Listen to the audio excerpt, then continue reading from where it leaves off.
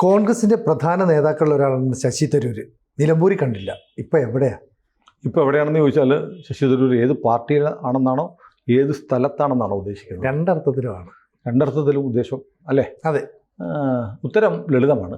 തരൂർ ഇപ്പോൾ മോസ്കോയിലാണ്. മോസ്കോയിൽ പോയത് ആരും അറിഞ്ഞിട്ടില്ല. ആരും അറിഞ്ഞിട്ടില്ല. അറിയേണ്ടവർക്ക് അറിഞ്ഞിട്ടുണ്ട്, പക്ഷേ ജനങ്ങൾ അറിഞ്ഞിട്ടില്ല. എന്തിന് മോസ്കോയിൽ പോയി എന്നുള്ളതാണ് പ്രധാനപ്പെട്ട കാര്യം. അതായത് കഴിഞ്ഞ 18-ാം തീയതി മോദി തരൂർ ഉൾപ്പെടെയുള്ള നമ്മുടെ പാർലമെൻറ്റ് അംഗങ്ങളുടെ ഒരു മീറ്റിംഗ് ലോക് കല്യാൺ മാർഗിൽ വിളിച്ചിരുന്നു. അവിടെ ഇവർ ഈ പറഞ്ഞ പോലെ ഈ വിദേശ രാജ്യങ്ങളിലൊക്കെ പോയി നടത്തിയ ഇടപെടൽ, ഇന്ത്യക്ക് വേണ്ടി സംസാരിക്കാൻ ഓപ്പറേഷൻ സിന്ദൂറിൻ്റെ പശ്ചാത്തലത്തിൽ നമ്മുടെ രാജ്യത്തിൻ്റെ നിലപാടുകൾ വിദേശ രാജ്യങ്ങളിലെ ഉത്തരവാദപ്പെട്ട ആളുകളെ, ഭരണ തലവന്മാരെ, പൊളിറ്റിക്കൽ ലീഡർഷിപ്പിനെ ബോധ്യപ്പെടുത്താനുള്ള യാത്രയാണ് പോയത്. അത് വളരെ സക്സസ്ഫുള്ളായ യാത്രയായിരുന്നു. അതിൽ വളരെ നിർണായകമായ പങ്ക് വഹിച്ച ആളാണ് ശശി തരൂർ. അങ്ങനെ അതിൽ പങ്കുവഹിച്ച ഈ MP-മാരെ നരേന്ദ്രമോദി പ്രധാനമന്ത്രി നേരിട്ട് കണ്ടു 18-ാം തീയതി. 19-ാം തീയതി വീണ്ടും ഒരു മീറ്റിംഗ് മോദി വിളിച്ചു. അപ്പോൾ ഈ പറഞ്ഞ പോലെ MP-മാരുടെ എല്ലാം മീറ്റിംഗ് അല്ല, ഒരാളെ മാത്രം വിളിച്ചു. ശശി തരൂരിനെ വിളിച്ചു. മോദി 1 മണിക്കൂർ അടച്ചിട്ട മുറിയിൽ തരൂരുമായി സംസാരിച്ചു. അടച്ചിട്ട മുറിയിൽ ഉത്തരവാദിത്തപ്പെട്ട മറ്റു ചിലരും ഉണ്ടായിരുന്നു. ആ പേരുകൾ പിന്നാലെ നമുക്ക് പറയാം. അങ്ങനെ സംസാരിച്ചു എന്ന് പറയുന്നതിൻ്റെ ഒരു പൊളിറ്റിക്കൽ ഇമ്പോർട്ടൻസ് എന്ന് പറയുന്നത് ഇന്ന് തീയതി 21-ആണ്. 19-ാം തീയതിയാണ് ഈ സംസാരം ഉണ്ടാകുന്നത്. അതിനിടയ്ക്ക് നിർണായകമായ ഒരു നീക്കം ലോക പൊളിറ്റിക്സിൽ നടന്നു. അതായത് അമേരിക്കൻ പ്രസിഡന്റ് ഡൊണാൾഡ് ട്രംപ് പാകിസ്ഥാൻ്റെ പട്ടാള മേധാവിയായ അസിം മുനീറിനെ വൈറ്റ് ഹൗസിലേക്ക് ക്ഷണിച്ച് അസാധാരണമായ തരത്തിൽ, മുൻ പ്രസിഡന്റുമാർ ചെയ്തിട്ടുണ്ട്, നമ്മളൊരു വീഡിയോ പറഞ്ഞു, ആദ്യമായിട്ടൊന്നുമല്ല പാകിസ്ഥാൻ്റെ പട്ടാള മേധാവിയെ അമേരിക്കൻ പ്രസിഡന്റ് ക്ഷണിക്കുന്നതെന്നും അങ്ങനെ പാകിസ്ഥാൻ്റെ പട്ടാള മേധാവിമാർ അമേരിക്കൻ പ്രസിഡന്റിൻ്റെ ലഞ്ച് കഴിച്ചവരൊക്കെ പിന്നീട് പ്രസിഡന്റുമാരും പ്രധാനമന്ത്രിമാരുമായിട്ട് പാകിസ്ഥാനിൽ മാറി എന്നുള്ളതും നമ്മൾ പറഞ്ഞിട്ടുണ്ട്. അതായത് ഇപ്പോൾ പാകിസ്ഥാൻ്റെ ഡിഫാക്റ്റോ ലീഡറായിട്ട് അവിടുത്തെ പ്രധാനമന്ത്രിയോ പ്രസിഡന്റിനെയോ അല്ല, മുനീറിനെയാണ് ട്രംപ് കാണുന്നത് എന്ന മെസ്സേജാണ് കൊടുത്തത്. അതിൻ്റെ ക്ഷീണം തീർക്കാൻ, ഇന്ത്യക്ക് എന്തെങ്കിലും പരിഭവം ഉണ്ടെങ്കിൽ അത് മറയ്ക്കാനെന്നോളം മോദിയെയും വൈറ്റ് ഹൗസിലേക്ക് ക്ഷണിച്ചു. മോദി പറഞ്ഞു, എനിക്ക് നേരെയില്ല, എനിക്ക് ജഗന്നാഥനെ കാണാൻ പോകണം. മോദി ഇന്നലെ ഒഡീഷയിൽ പറഞ്ഞു, എനിക്ക് ജഗന്നാഥനെ കാണാൻ പോകണം, പുരിയിൽ ജഗന്നാഥൻ്റെ മണ്ണിലേക്ക് എനിക്ക് വരണം, അതുകൊണ്ട് ഞാനിങ്ങോട്ട് പോകുന്നു, വേണമെങ്കിൽ ട്രംപ് ഇങ്ങോട്ട് വരട്ടെ എന്ന് പറഞ്ഞ് ആ ക്ഷണം നിരസിച്ചു മോദി.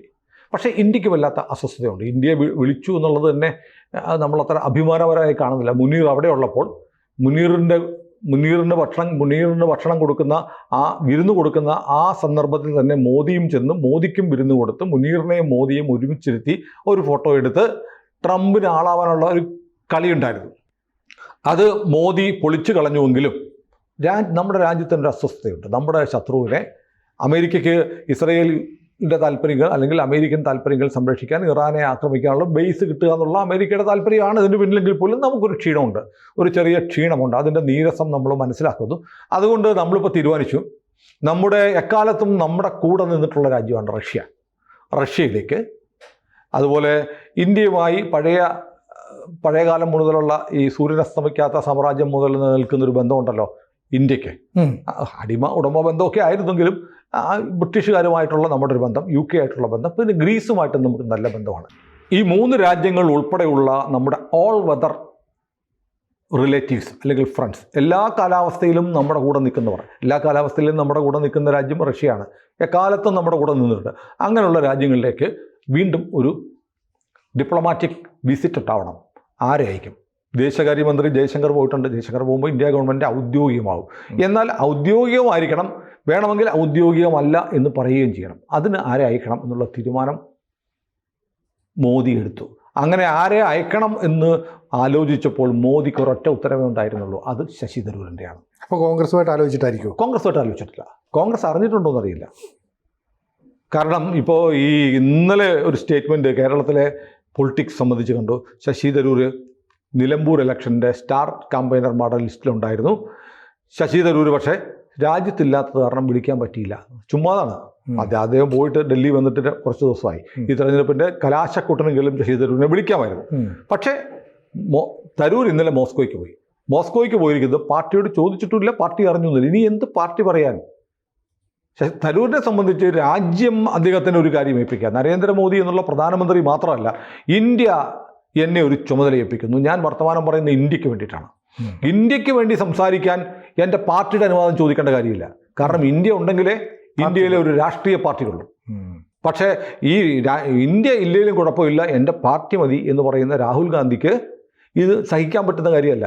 നരേന്ദ്രമോദി നേരിട്ട് 19-ാം തീയതി തരൂരിനെ വിളിക്കുന്നു, തരൂരിനെ പിക്ക് ചെയ്യുന്നു. അതാണ് നമ്മുടെ രാജ്യത്ത് രാജ്യസഭയിലും ലോകസഭയിലുമായിട്ട് 100 കണക്കിന് എം പിമാരുണ്ട്. ഈ എം പിമാരിൽ നിന്ന് ഒരാളെ പിക്ക് ചെയ്യുന്നു. ആ ആൾ കോൺഗ്രസ്സുകാരനായിരിക്കുന്നു. അദ്ദേഹത്തിൻ്റെ രാഷ്ട്രീയം നോക്കുന്നില്ല. രാജ്യത്തിന് വേണ്ടി എടുത്തുകൊണ്ടിരിക്കുന്ന നിലപാടുകൾ മാത്രം പരിഗണിച്ച് നിങ്ങൾ മോസ്കോയ്ക്ക് പോകൂ, UK പോകൂ, ഗ്രീസിന് പോകൂ എന്ന് പറഞ്ഞ് 2 ആഴ്ചത്തെ ഒരു ദൗത്യം പ്രധാനമന്ത്രി വിളിച്ചിരുത്തി നേരിട്ട് തരൂരിനെ ഏൽപ്പിച്ചിരിക്കുന്നു. അപ്പോൾ ഇത് നമ്മൾ നോക്കേണ്ടത്, തരൂർ എന്ന് പറയുന്ന ഒരു MP, കേരളത്തിൻ്റെ MP, തിരുവനന്തപുരം MP, ആ MPക്ക് പ്രധാനമന്ത്രിയുടെ മനസ്സിലുള്ള സ്ഥാനം എത്ര വലുതാണ് എന്നതാണ്. അപ്പോൾ തരൂരിനെ സംബന്ധിച്ച് ഇപ്പോൾ പറഞ്ഞു കേൾക്കുന്നത്, തരൂർ ഈ മിഷനൊക്കെ പൂർത്തിയാക്കി തിരിച്ചു വരുമ്പോൾ പ്രധാനമന്ത്രി അതിനുള്ള ഗ്രാറ്റിറ്റ്യൂഡ് കാണിക്കും. തരൂരിന് ഒരു വലിയ പദവി ഉറപ്പായിട്ടുണ്ട്, വലിയ അംഗീകാരം. രാജ്യത്ത് രാഷ്ട്രീയം എന്ന് പറഞ്ഞാൽ കക്ഷി രാഷ്ട്രീയമല്ല, രാഷ്ട്രത്തെ സംബന്ധിക്കുന്നതാണ് രാഷ്ട്രീയം എന്നുള്ള കാഴ്ചപ്പാട് മുന്നോട്ട് വെക്കുന്ന ഒരു രാഷ്ട്രീയക്കാരൻ. ഇന്ത്യൻ നാഷണൽ കോൺഗ്രസ് എന്ന് പറയുന്ന പഴയ വലിയ ദേശീയ പ്രസ്ഥാനത്തിൻ്റെ അവശിഷ്ടം പോലെ നിൽക്കുന്ന, ഇന്ന് പാകിസ്ഥാനും ചൈനയ്ക്കും അനുകൂലമായി നിലപാടെടുക്കുന്ന രാഹുൽ ഗാന്ധി നയിക്കുന്ന ഈ പാർട്ടിയിൽ ദേശീയ ബോധമുള്ള, രാജ്യ താല്പര്യമുള്ള, ഇന്ത്യയോട് കൂറുള്ള അവശേഷിക്കുന്ന നേതാക്കന്മാരിൽ ഏറ്റവും തലയെടുപ്പുള്ള ആളാണ് ഇപ്പോൾ ശശി തരൂർ. ശശി തരൂരിനെ പ്രധാനമന്ത്രി അംഗീകരിച്ചിരിക്കുന്നു എന്നതിൻ്റെ ഏറ്റവും പ്രകടമായ ദൃഷ്ടാന്തമാണ്. വേണമെങ്കിൽ വിദേശകാര്യമന്ത്രി അയക്കാം, അല്ലെങ്കിൽ BJPയുടെ ഒരു സംഘത്തെ അയക്കാം, അല്ലെങ്കിൽ വിദേശകാര്യ സെക്രട്ടറി സിക്രിയെ അയക്കാം. ഇതൊന്നും ചെയ്യാതെ ഇന്ത്യയിലെ പ്രതിപക്ഷ പാർട്ടിയുടെ ഒരു നേതാവിനെ, ഒരു MPയെ, അതും ഐക്യരാഷ്ട്രസഭയിലെ ഉൾപ്പെടെയുള്ള പദവികൾ വഹിച്ചിട്ടുള്ള ഒരാളെ അയക്കുക വഴി ലോകത്തിൻ്റെ മുന്നിൽ നരേന്ദ്രമോദി കാണിക്കുന്ന വരച്ചു കാട്ടുന്നൊരു ചിത്രമുണ്ട്. കാരണം ഞാൻ ഇന്ത്യയുടെ പ്രധാനമന്ത്രി, ഈ രാജ്യത്തെക്കുറിച്ച് സംസാരിക്കാൻ നിങ്ങളുടെ അടുത്ത് വരുന്നത് ഇന്ത്യയിലെ പ്രധാനപ്പെട്ട പ്രതിപക്ഷ പാർട്ടിയിലെ MP. അപ്പോൾ സർക്കാർ എടുക്കുന്ന നിലപാടുകൾ ശരിയാണ് എന്ന് പറയാൻ സർക്കാരിൻ്റെ പ്രതിനിധിയായിട്ട് പോകുന്ന പ്രതിപക്ഷത്തെ MP-യാണ്. അപ്പോൾ മറ്റു രാജ്യങ്ങളുടെ മുന്നിൽ കിട്ടുന്ന ഒരു വലിയ അംഗീകാരം ഉണ്ടല്ലോ. കാരണം അവരുടെ സ്വന്തം BJP-കാരൻ വന്നു കഴിഞ്ഞാൽ BJP അല്ലേ, അത് അവരുടെ സർക്കാരല്ലേ, അവരുടെ പാർട്ടിയല്ലേ, അവരുടെ പ്രധാനമന്ത്രിയല്ലേ, അവർക്ക് വേണ്ടിയല്ലേ വർത്തമാനം പറയുള്ളൂ എന്ന് സംശയിക്കുന്നിടത്താണ് രാജ്യത്തെ പ്രധാനപ്പെട്ട പ്രതിപക്ഷ പാർട്ടിയുടെ MP, അന്താരാഷ്ട്ര തലത്തിൽ അറിയപ്പെടുന്ന ഒരാൾ, അതിലേക്ക് ഉപരി ആ പാർട്ടിയുടെ ദേശീയ അധ്യക്ഷനാകാൻ മത്സരിക്കുക വരെ ചെയ്തിട്ടുള്ള ഒരാൾ. തരൂരിൻ്റെ ഒരു സ്റ്റേച്ചർ അങ്ങനെയാണ്. അങ്ങനെയുള്ള ഒരാളെ അയക്കുക വഴി ലോകത്തിന് മുന്നിൽ ഇന്ത്യയിലെ പ്രതിപക്ഷവും ഇന്ത്യയിലെ ഭരണപക്ഷവും ഇക്കാര്യത്തിൽ ഒന്നാണെന്ന് പറയുകയാണ്. ഇപ്പോൾ ഇസ്രയേൽ യുദ്ധത്തിലായപ്പോൾ നഫ്താലി ബെന്നറ്റ് എന്ന് പറയുന്ന പ്രതിപക്ഷ നേതാവ് എന്താ പറഞ്ഞേ? ഒന്നാന്തര അവസരമാണ്, ചരിത്രം വന്ന് നമ്മുടെ വാതിൽ മുട്ടുകയാണ്, അടിക്ക് നെതന്യാഹു എന്നാണ് പറഞ്ഞത്. ഒരുമിച്ച് നിൽക്കുകയാണെന്നല്ലേ, അതാണ് അവിടുത്തെ പ്രതിപക്ഷം. ഇവിടുത്തെ പ്രതിപക്ഷം എന്താ ചെയ്തത്? തെളിവ് അവിടെ വിമാനം എത്ര വീണു, പാകിസ്ഥാന്റെ മുന്നിൽ കീഴടങ്ങി എന്നൊക്കെ പറഞ്ഞു കിടക്കുന്ന ഊള പ്രതിപക്ഷം ഇസ്രയേലിലെ പ്രതിപക്ഷത്തിനെ കണ്ടുപിടിക്കണം. അങ്ങനെയുണ്ട്. ആ ലെവലിലേക്ക് പ്രതിപക്ഷം എന്ന് പറഞ്ഞാൽ രാജ്യത്തിന് നിർണായകമായ ഒരു പ്രതിസന്ധി ഉണ്ടാകുമ്പോൾ, രാജ്യം ഒരു ചരിത്രത്തിൻ്റെ നാൽക്കവലയിൽ വന്നു നിൽക്കുമ്പോൾ രാജ്യത്തിന് വേണ്ടി സംസാരിക്കാതെ കക്ഷി രാഷ്ട്രീയം സംസാരിക്കുകയല്ല പ്രതിപക്ഷത്തിൻ്റെ ജോലി. അത് ഒരുപക്ഷെ കേരളത്തിൽ CPM അങ്ങനെ ചെയ്ത്, CPM-ൻ്റെ നിലപാട് നോക്കൂ. ജോൺ ബ്രിട്ടാസ് എടുത്ത നിലപാടെന്താ? ഇന്ത്യക്ക് വേണ്ടി ഘോരഘോരം സംസാരിച്ചു, അതിമനോഹരമായി സംസാരിച്ചു. കനിവഴി എടുത്ത നിലപാടെന്താ? ഇന്ത്യയിലെ മുസ്ലിങ്ങൾക്ക് വേണ്ടി നിലവിളിക്കുന്ന ഒവൈസി എടുത്ത നിലപാടെന്താ? പാകിസ്ഥാനെ തകർത്ത് കളയണമെന്ന് പറഞ്ഞ്. ഈ നഫ്താലി ബെന്നറ്റ് എന്ന് പറയുന്ന ഇസ്രയേലി പ്രതിപക്ഷ നേതാവ് സംസാരിക്കുന്ന അതേ ഭാഷയിലാണ് ഒവൈസി സംസാരിച്ചത്. ലീഗുകാരൻ്റെ ഒരു ശബ്ദം നിങ്ങൾ കേട്ടോ? ഇവിടുത്തെ SDPI, പോപ്പുലർ ഫ്രണ്ട് എന്നൊക്കെ കുറേ പാർട്ടികളുണ്ടല്ലോ. പാകിസ്ഥാൻ ഇന്ത്യയിൽ പഹൽഗാമിൽ ആക്രമണം നടത്തിയപ്പോൾ, ഇന്ത്യ ഓപ്പറേഷൻ സിന്ദൂർ എന്ന പേരിൽ തിരിച്ചടി കൊടുത്തപ്പോൾ അതിനുവേണ്ടി നിരന്തരം നിലപാടെടുത്തു തീവ്ര മുസ്ലിം നിലപാടുള്ള ഒവൈസി.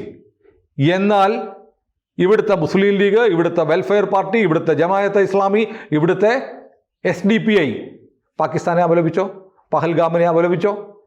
ഇതാണ് വ്യത്യാസം. അപ്പോൾ ഈ ഓപ്പറേഷൻ സിന്ദൂർ നടന്ന ഈ പഹൽഗാം കൂട്ടക്കൊല, നിർഭാഗ്യകരമായ കൂട്ടക്കൊലയുടെ പശ്ചാത്തലത്തിൽ നമുക്ക് ചില കാര്യങ്ങൾ തിരിച്ചറിയുമ്പോൾ രാജ്യത്തിന് വേണ്ടി രാഷ്ട്രീയം പറയുമെങ്കിലും രാജ്യത്തിന് വേണ്ടി ആരൊക്കെ നിൽക്കും, ഏതൊക്കെ വ്യക്തികൾ നിൽക്കും, ഏതൊക്കെ പാർട്ടികൾ നിൽക്കും എന്നുള്ളത് വ്യക്തമായി. ഒവൈസിയെ കുറിച്ചൊക്കെ നമ്മൾ വളരെ മോശമായിട്ട് സംസാരിച്ചിട്ടുണ്ട് അല്ലേ?